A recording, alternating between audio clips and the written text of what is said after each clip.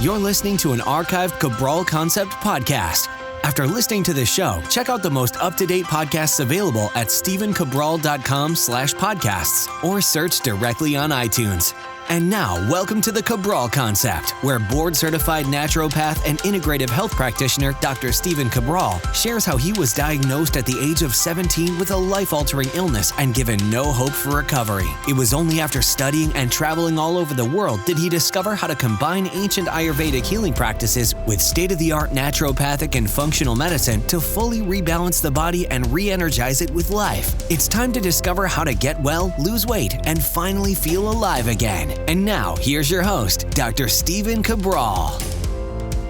Thank you for joining me here today on the first of two shows of our Cabral HouseCalls, which happen every single weekend, each and every Saturday and Sunday. It's my opportunity to be able to answer our community's questions. Everyone who writes in at stephencabral.com/ask Cabral. It is not always easy for me to answer all of the social media-based questions, but I do answer your questions right here on the HouseCalls, and also it is taking a couple months for me to get back to you on these house call questions that get written in at stephencabral.com/ask Cabral.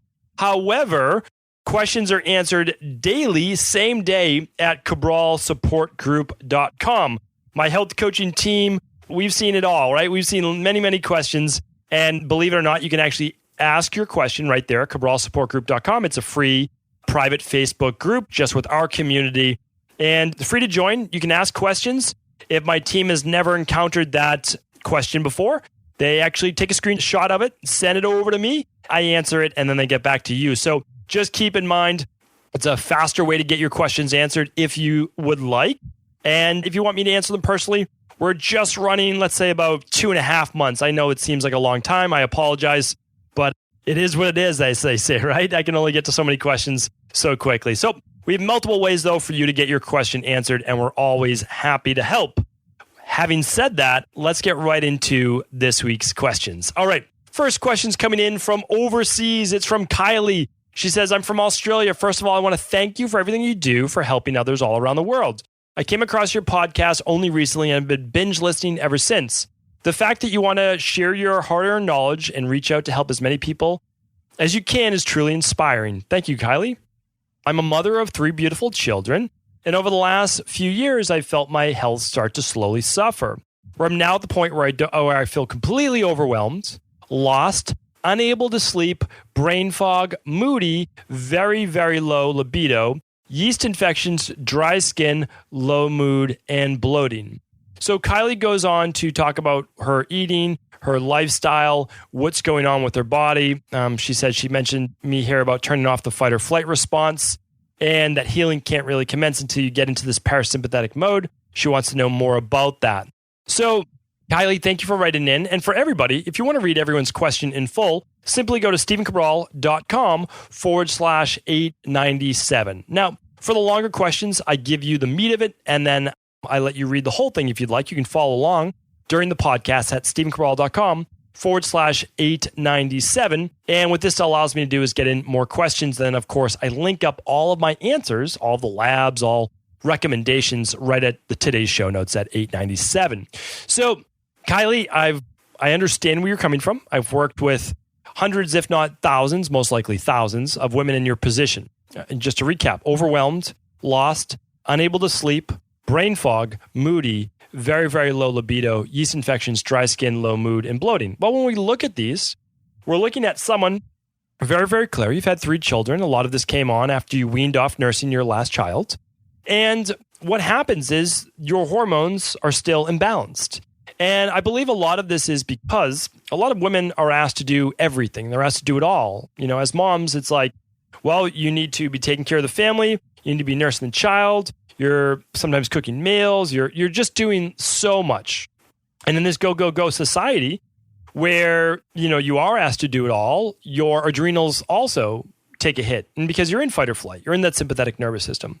Because this is all fixable, Kylie. It really is. I mean, honestly, like all of these things signal to me someone who is just getting towards what's called chronic fatigue syndrome or adrenal fatigue or myalgic encephalomyelitis or whatever name you want to give it. And I just did a show on this. I do hope you tune in. It was episode 894.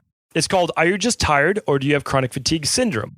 There are different levels to this. There's actually 10 levels to adrenal-based fatigue that all have to do with the hypothalamus pituitary adrenal axis. So it's a little bit more, we'll call it scientific than calling it adrenal fatigue because there are different mechanisms. For example, you're most likely suffering from some type of estrogen dominance. But I believe, just looking at your case, you probably have low hormones across the board. Again, I'm not a guessing man. So that's why I recommend for you the thyroid adrenal hormone test. That's my number one, without a doubt. My number two would be an organic acids test. Number three would be a hair tissue mineral analysis. Okay.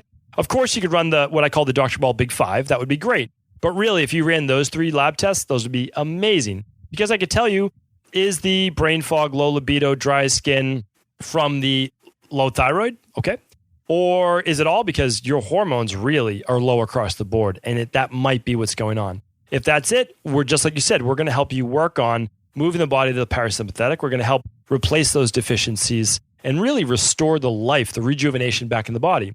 You have 3 children, 9, 7, and 5. They're only about 2 years apart, right? And so it's like the body doesn't always regenerate in time. And it seems like we need to really help you rejuvenate that body of yours. So Kylie, those are the 3 labs I recommend. You'll get my recommendations. You'll also get to talk with one of my health coaches to walk you through your personalized wellness plan. All right, Chris is up next. Chris writing in, hey, Dr. Brawl, I'm a 26-year-old pitta, exercise 5 times a week, bodybuilding style, and only have 1 cheat meal a week. I stick to a 40-40-30 carbs to protein to fat ratio. About 6 months ago, I finished your CBO protocol for SIBO, H. pylori, and E. coli. Although the healing process is done, and I now feel great. I have no more bloating or brain fog, even when I eat high FODMAP foods. Chris, that's amazing. Thank you for writing in with that. Really, I mean, like, a lot of people don't think that they can get help with their bloating and IBS. We do this literally every single day. And I don't say that to have any type of ego or anything like that. This was a journey for me, right? This is like a decade of figuring it out. And we really have figured it out. About 6-7 years ago, we came up with this final protocol that's just worked amazing. Again, that was after a decade from me battling this with IBS and SIBO, and I had H. pylori twice, and I had candida overgrowth so bad that it grew into my stomach, up my esophagus, into the back of my throat. And this was proven on an endoscopy. So, I've been there, I understand it, and luckily we're now able to share it with others. So thank you for writing in. Chris's issues are still dealing with constipation. The magnesium does help, but want to talk too about, it looks like there's some irritating with stomach acid when using things like ginger tea. And I know citrus fruits has been aggravating him. He's taking our glutamine, daily activated multi, vitamin D, our fish oil, melatonin, slippery elm, marshmallow root, and daily probiotic and enzyme. Zinc in any form makes me nauseous, and the citrucidal drops are very irritating. I also don't tolerate citrus very well. Sometimes have bubbly urine. I don't think it's H. pylori, only because I have a huge appetite, LOL. But in case I was thinking I may need to do more colloidal silver and massive gum again, or maybe work on cooling herbs like amla to calm and soothe my pitta. Or maybe it's the adrenals. Sorry, this is long. Lab testing is a little out of budget right now, so any advice is much appreciated. Thanks, and loved your book, by the way. Thanks, Chris. Great question. So, all right, if you can only do 1 test, Chris, it would be the stool test. I understand if you cannot afford that. Totally understand that. So let's give you some recommendations, only because the stool test would tell you if you have H. pylori, so you kind of take the guesswork out of it. Maybe your doctor, maybe your PCP, if you convinced him, like, hey, would you test me for H. pylori through a stool test? Don't do the breath test. Don't do the blood work. Do the stool test. Okay. So what would I do? Well, it looks like, Chris, you actually have some type of histamine-based issue that's causing an additional acid because of that pitta-based dosha type that you are. So makes sense, right? I can't do a lot of ginger tea myself. I've got a lot of pitta in there. I can't do a lot of acid-based fruits such as citrus myself because, again, that pitta, that histamine aggravation, history of mastocytosis. So those are things sometimes to stay away from. I just, for the most part, stay away from them. Like, can I eat pineapple? Sure. What about an excess? No. Can I do, what's one of my favorite fruits as well? Grapefruits. And with grapefruits, I can't do a lot of it. I will start to get a little bit of that acid buildup. So know your triggers, know which are going to cause you a histamine-based issue. Right now, let's be careful with the citrus fruit, maybe even be careful with the coffee as well. And let's do some cooling. Cooling for you is, I believe you're taking it, but I'm not sure. let's make sure you're taking the healthy gut support. You can do 1 scoop once or twice a day.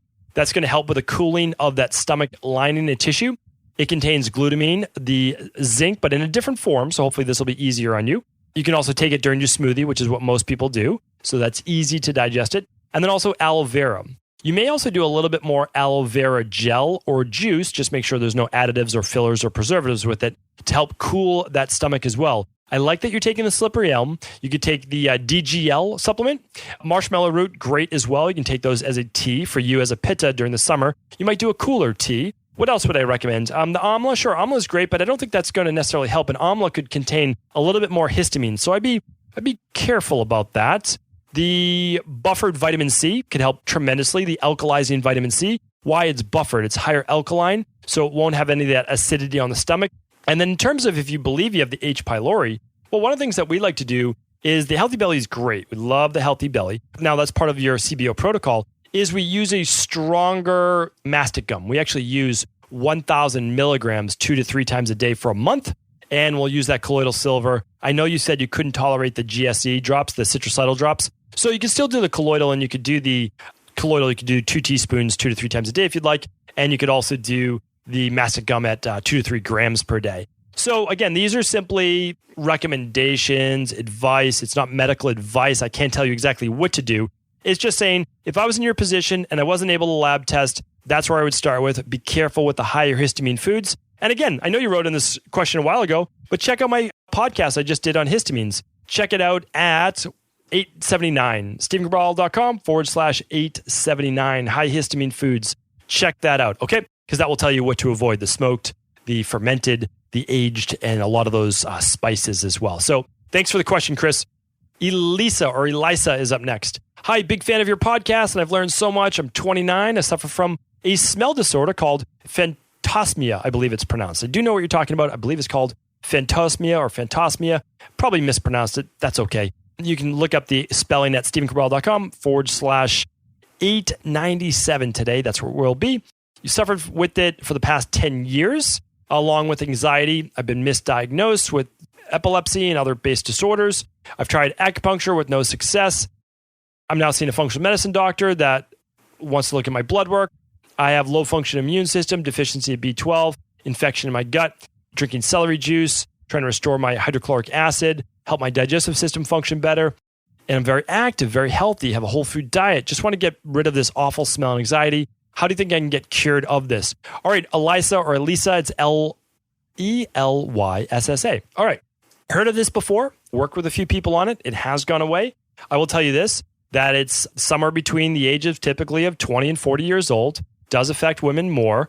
It does typically go away, though, within a year. So if you've had it for 10 years, that's odd. That's strange. Now, what is Phantosmia or Phantosmia, however you pronounce it? It's a smell disorder where you smell smoke, sometimes cigarette smoke when it's not there, or you smell foul odors, sometimes like a sewage-based smell. And obviously that can be very, very annoying.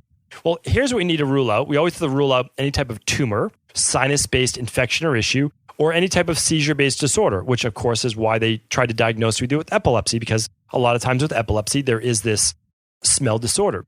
Here's what I do. When people come to me with these mystery-based illnesses, I do this. I know that this is not always what people can do. I understand that. But I just don't guess. You've been suffering with this for 10 years. I run my Dr. Brawl Big Five. Not everybody can afford that. I understand that. So I'm going to give you my order of importance for you. Right off the bat, hair tissue mineral analysis. Number 2, organic acids test. Number 3, stool test. Number 4, well, those would be it. Those would be my big 3. And then after that, I would do the omega-3 test. I would do, even if you did that, that would be great. And then after that, I would look at the thyroid hormone, adrenal, and then potentially a food. But I just know that the food isn't most likely doing it. The thyroid adrenal hormone, yeah, sure, that can lead to absolutely a lot of the anxiety you're having. But I'll see a lot of that on the hair tissue mineral analysis, which is less expensive for you to run. So yeah, hair tissue mineral analysis, organic acids test, and you could run a stool test for any type of gut-based infection. That's probably where I would start. Yeah, absolutely. That's where I would start. And then we can really get to the bottom of that. And of course, work on the anxiety for sure. I mean, we work on anxiety every single day in my practice. So we would love to be able to help you in any way that we can. All right, Kelly's up next. Hello, Dr. Brawl. Love your podcast and listen every day. I was told when I was a teen that I have a genetic disorder in which my red blood cells are regularly shaped. Specifically, my doc told me that my hemoglobin only holds 3 molecules of oxygen instead of 4. I've researched this online. As an adult, I believe it's called Thalessemia. I was never told that I needed blood transfusions, but the doc told me I would need to take iron supplements for the rest of my life. And then Kelly goes on to explain her situation. Any advice you could have would be greatly appreciated. Kelly, just want to let you know that the good news is, again, we've done 897 shows, including today's. And what I'm going to do right now is simply link back for you to get you the podcast where I spoke about this. And this will get you the information you need. That was episode 855. So that's it.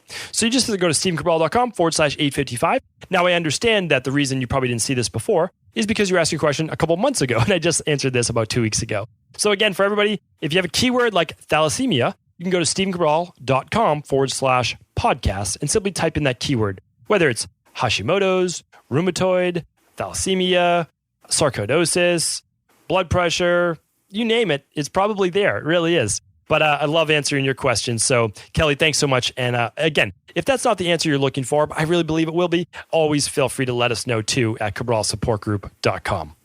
Okay, let's get into our next question, which is from Sue. Sue's asking, hi, Dr. Cabral. I'm a big fan and love listening to your podcast whenever I have a moment.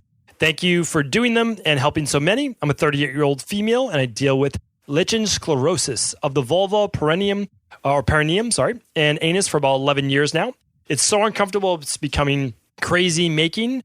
It's impacted my ability to get a continuous scratch-free night's sleep for years. Do you have any non-hormonal and non-steroidal recommendations to help with the root cause or even the itchiness? Health background, kidney failure from E. coli, believed to have contracted hep C while at the hospital at age 17, Lyme disease, heavy antibiotic use, Lichen sclerosus, age 33 to 34, 40-week triple therapy treatment for hep C. And that's it. Okay, she's asking, and this is from Germany. Okay, great. So Sue, I can tell you from many, many years in clinical practice, seeing many, many people with LS. And it is, I mean, in my clinical practice, there are no guarantees with anything, right? But every single time and every single person we've helped, it's always been yeast-based. It's always been candida-based. And if you look up the research as well, you'll see it doing a lot with, have to do with candida and fungal-based. Here's what we do. We run an organic acids test. We run a stool test. That's exactly what we do. We look for candida overgrowth. We look for that E. coli overgrowth that you just spoke about before. We look for H. pylori. We look for anything that's disrupting the digestive system. What we do is we then improve digestion, improving the hydrochloric acid in the stomach. We use digestive enzymes or daily digestive enzyme as well.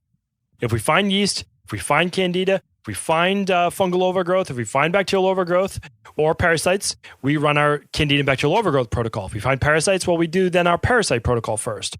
And that's what we do. We literally get rid of that yeast that has kind of taken over the body and causing this vulva, perineum, and anal-based itching from the fungal overgrowth, from the yeast overgrowth. Again, that's what I do in my practice. Obviously, I can't make medical recommendations or anything like that. If I was in your position, if my wife was in that position, if any of my family members were in that position, I'd say, we're running an organic acids test. We're running a stool test. We're going to get the results. I'm going to give you my protocol, and then you're going to implement it. You can do that. And so that's kind of the nice thing is that in your country, I know that we're not shipping there till this fall, but you can ask a functional medicine practitioner in your country, or if you can get someone in the US to send it to you. We just can't ship over to Germany yet. We will, but not yet. To get an organic acids test and to get a stool test, that's the way that you no longer have to guess anymore. Like you can say, okay, here it is. Or you might be able to just, if you want, just go right into the protocol. That's always people's choice. And we're just here to help people in however we can. All right, Anita's up next. Hi there. I'm wondering if there are any podcasts on neuropathy. My dad has neuropathy, and I'd like to know if there's anything you might be able to do to help with his health. I did a search on the website and nothing came up, so I thought I'd check with you. Anyway, thank you, Anita. All right, Anita, we've certainly done many podcasts on neuropathy from all different sources. So let me see if, you know what, maybe it just isn't listed on neuropathy. Maybe we listed it on the podcast show notes under numbness. So like if your keyword isn't ever showing up, try a different name for it. Like maybe more of like a common name. But on number 863, I don't remember talking. That was not too long ago. I don't know talk about neuropathy. Oh, we'll mention neuropathy in one of the questions there. Well, let me just give you an answer on that. So with neuropathy, here's what we look at.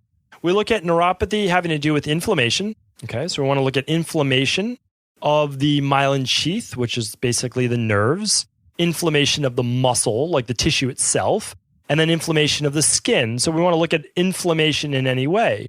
We also want to look at blood sugar dysregulation. We want to look at any autoimmune-based process. Okay, very, very important. So blood sugar, autoimmune process, inflammation. We want to look at low levels of B vitamins or even high levels of B vitamins, believe it or not. So we're going to look for balance with that. And of course, let me go back. So for inflammation, we'd run the omega-3 test. For the blood sugar, you would use a glucometer right at home, okay? Or you can obviously do a fasted glucose test with your PCP. For autoimmune, well, you can run an ANA with your doctor. You can run RA factor. You can run labs for MS. You can run them for lupus. You can run them for whatever that might be other symptoms along with it. You can run an organic acids test to look at B12, to look at B6, to look at folate, which would then also help with the inflammation, right? Because inflammation comes from way more than just your omega-6s to your omega-3s, but at least it's a place to start. So again, there are multiple reasons and multiple issues why, but what we can do is your dad most likely has more going on than neuropathy, right? So what else is going on? Let's fix that something else, whether it's blood pressure or neuropathy. Maybe he's on statins, okay? Well, maybe the statins are causing poor circulation or poor blood flow. So we have to look at that too. So there's so many things like Anita, like I wish I could just say, okay, and ask you like a half a dozen or a dozen other questions, but that's not our ability to do that on the house call. So that's the place to get started, is to start to look at what else is going on, fix everything that you can see that you need to work on, replace the B vitamins that might be low, really regulate that blood sugar, and get back on health. Maybe even something like the Dr. Ball detox would be a great place to start. All right. Martin's up next. Hello from the UK, Dr. Ball. I'm really enjoying your podcast and find your approach to health and wellness really refreshing. Please, can I ask your views for my 10-year-old daughter? As a baby, she would vomit immediately after drinking her formula milk. Not just a little, but almost the whole bottle would come back up. She would also get quite windy, which I'm assuming means she has a lot of gas. Randomly, from age 3 to 4, she started suffering really bad constipation and would almost go 2 weeks without a bowel movement. The doctors and nurses who dealt with this treated us like we fed her a diet with no fiber, which was not true. The doctors seemed to find it interesting why this happened, and she was placed on a medicine to help. She was on a child version of the daily for 12 months. The single biggest factor in curing this was removing drinks with artificial sweeteners. All right, let me see, because this is a longer question, so let me just see what's going on. She'll burp or gurgle a little, which she finds embarrassing when she eats. Elimination diet, looking at that. Truth be told, I'm only just starting to join up. We'll be wondering if there's a link rather than unconnected. Okay, so Martin, I'm going to erase your last name. Thank you for writing in. I mean, sometimes it's honestly a very straightforward answer. And I can't guarantee this, but most likely your daughter has a dairy sensitivity. Now, maybe you are new to this because it says you're kind of just joining in. I work with so many families whose infant is not able to tolerate formula of milk of any kind. Now, how can we test this? Let's have your daughter run a food sensitivity test. We can ship it right to your home. Again, you don't have to do it with us. I never want you to think that I'm promoting, like you have to do it with these products. No, you can do it with anyone in your local area, but I want to see an IgG food sensitivity test. And you could also run an IG if you wanted to. But what I want to see is like, what's going on? I don't want your child to have allergies and asthma and eczema and skin rashes and ADD and ADHD and you not be able to figure it out. When it very well could be a dairy allergy, maybe an egg, maybe a gluten, maybe a soy. Let's figure this out. Really, let's figure this out. I would love her to run a organic acids test, food sensitivity test, and we'll get her on a good elimination diet. We'll get her eating healthier foods, and we'll start using a little bit of digestive enzymes. Like, let's get your daughter healthy and really fix whatever's going on with this, because I believe that your daughter was most likely constipated, was from the dairy. Again, I might be way off because I don't have all the information, but I've seen it over 1,000 times. So the truth is that dairy is constipating. It does not always have to do with fiber. And keep in mind, the doctors and nurses, although very well-intentioned, did not study nutrition in school. So it's important to understand that. It's just the way it is. I mean, it's not studied. It's not part of what they do. they're focused more on the acute base and pharmaceutical. Fine. And that's great because we need that. We do need that in our society. So I'm not saying that that's not great. So let's get some good cooked veggies in your diet. Let's get some good protein, but not constipated protein. Some good, maybe a smoothie for breakfast, always a great thing. Let's run that food sensitivity test. If possible, of course, you can run the organic acids test and stool test. Totally up to you if you want to see all the digestive-based issues. That is where I would start. That's what I would look at. Martin, hopefully that helps you out. That's going to be our last question for today. I appreciate everyone tuning into today's show. But remember, tomorrow we're back with another 6, 8, or maybe even 10 questions from our community. Thank you so much. I hope you are having an amazing weekend. And as always, if this show was helpful, please do feel free to pass it on to anyone else it could serve.